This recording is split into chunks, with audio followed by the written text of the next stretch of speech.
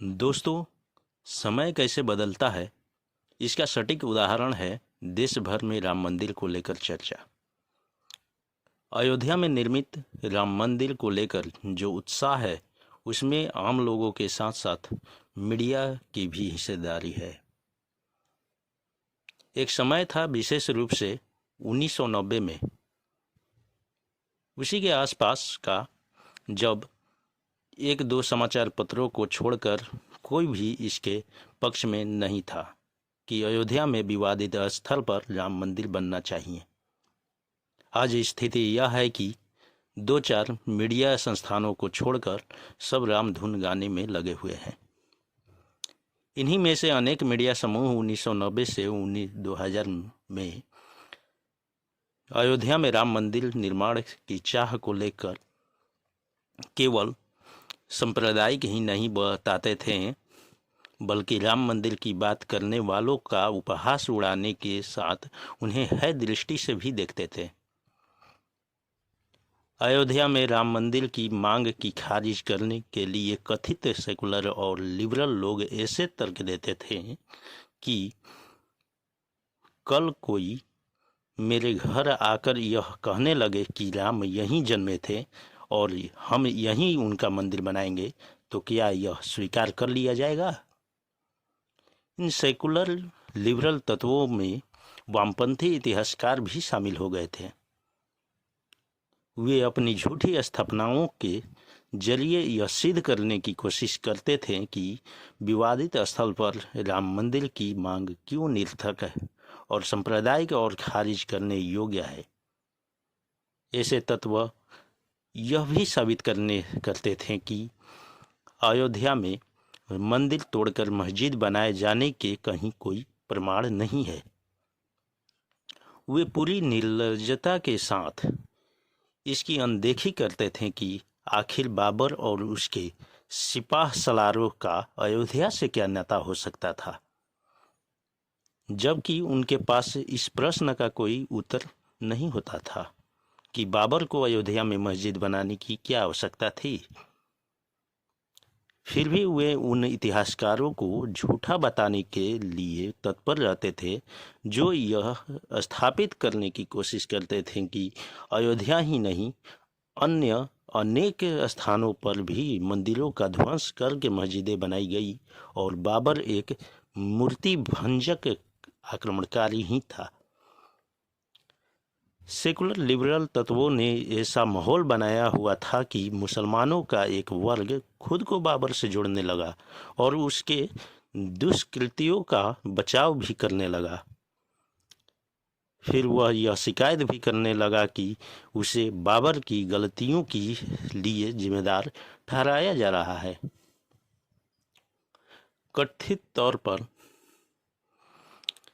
बाबरी मस्जिद में दशकों नहीं बल्कि सदियों तक नमाज नहीं पढ़ी गई, लेकिन उसे मस्जिद बताने की धुन सवार थी। ऐसे लोग एक और यह कहते थे कि झगड़े या विवादित दूसरे के इबादत वाली जगह पर बनाई गई मस्जिद में नमाज पढ़ना जायज़ नहीं है, लेकिन दूसरी ओर इस बात पर भी जोर देते थे कि एक बार कहीं मस्जिद बन जाए तो फिर वह क़यामत तक मस्जिद ही रहती है। सेकुलर लिबरल तत्व मुस्लिम पक्ष के ऐसे नेताओं को बरगलाने और अपनी जिद पर अड़े रहने के लिए तैयार करने में भी समर्थ हो गए, जो एक समय अयोध्या विवाद पर सुलह समझौते के लिए इच्छुक थे। जब 1992 में अयोध्या में विवादित ढांचा ढहा गया था, तब सेकुलर लिबरल तत्वों और वामपंथी इतिहासकारों को यह प्रचारित करने का अवसर मिल गया कि राम मंदिर आंदोलन एक विध्वंसकारी आंदोलन था। उस समय प्रधानमंत्री नरसिंह राव थे। उनके बारे में यह दुष्प्रचार किया गया कि जिस क्षण विवादित ढांचे को ढाया जा रहा था, उस वक्त वह सो रहे थे। यह झूठ था, लेकिन बिना पाँव वह काफ़ी समय तक चलता रहा। चूँकि तब न फेसबुक था, न ट्विटर, एक्स और न ही इसी तरह के अन्य प्लेटफॉर्म, इसलिए सेकुलर लिबरल तत्वों और वामपंथी इतिहासकारों की मनगढ़ंत स्थापनाओं से असहमत लोगों के पास यह सुविधा ही नहीं थी कि वे अपने विचार व्यक्त कर सकें, क्योंकि मीडिया का बड़ा हिस्सा न तो उनके स्थान देता था उन्हें और न ही महत्व। यह वह दौर था जब अंग्रेजी मीडिया श्रेष्ठता का पर्याय था और राष्ट्रीय विमर्श पर उसका आतंक की हद तक ही आधिपत्य था। किसी भी विषय और विशेष रूप से राम मंदिर जैसे विषयों पर पक्ष में विचारों के प्रकटीकरण के लिए गुंजाइश न के बराबर थी। यह वह दौर भी था जब किसी लेखक, विचारक, इतिहासकार और नेता आदि को सेकुलर होने का प्रमाण पत्र इस आधार पर मिलता था कि वह अयोध्या में राम मंदिर की मांग का विरोध करता है या नहीं। यदि वह विरोध नहीं करता था तो उसे सांप्रदायिक होने के साथ ही सामाजिक सद्भाव का बैरी भी करार दिया जाता था।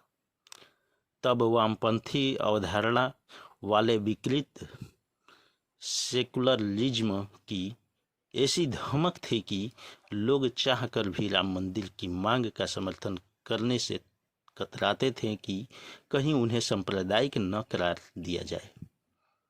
यह धमक इस हद तक थी कि जब गोधरा के ट्रेन में जब कारसेवकों को जिंदा जला दिया गया तो कथित सेकुलर नेताओं के मुंह से संवेदना के दो शब्द भी नहीं निकले। अयोध्या आंदोलन ने केवल राम मंदिर के निर्माण का मार्ग ही प्रशस्त नहीं किया, बल्कि यह भी सिद्ध किया कि यह महज राम के नाम पर बनने वाले एक मंदिर के लिए संघर्ष नहीं था, बल्कि राम की अस्मिता और उसकी सभ्यता एवं संस्कृति के पुनरुत्थान की भी अभिलाषा थी। अयोध्या आंदोलन ने राम जन्मभूमि पर केवल राम का मंदिर का निर्माण ही नहीं कराया, बल्कि यह भी स्थापित किया कि मंदिर आस्था के केंद्र होने के साथ साथ भारतीय सभ्यता के प्रतिनिधि भी है। दुर्भाग्य से अभी भी तमाम लोग जाने अनजाने यह समझने को तैयार नहीं कि अयोध्या आंदोलन महज राम मंदिर निर्माण के लिए नहीं था, वह आहत भारतीय स्वाभिमान की पुनर्स्थापना का सदियों पुराना स्वप्न भी था। ऐसा न होता तो देश आज राममय नहीं होता। जय हिंद दोस्तों, तब तक के लिए धन्यवाद। मिलते हैं नेक्स्ट वीडियो में।